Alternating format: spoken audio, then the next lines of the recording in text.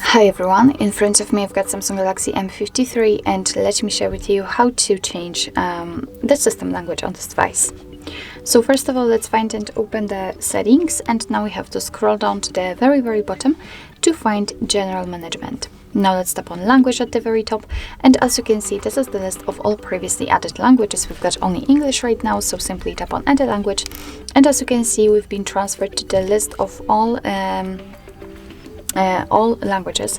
If for some reason you cannot find the language you'd like to set here, no worries. As you can see, this section is suggested by Samsung, so all you have to do is to simply tap on the three dots icon and tap on all languages. And as you can see, and this list is a little bit wider, so for sure you will find the language you'd like to set.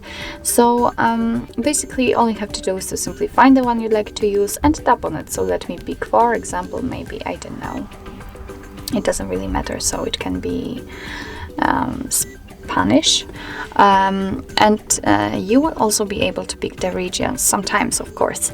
So basically just tap on the one you'd like to set, and as you can see, your device will ask you if you really want to change the language. So if you'd like to set the new one as a default one, of course you can keep current, but just tap on set as default.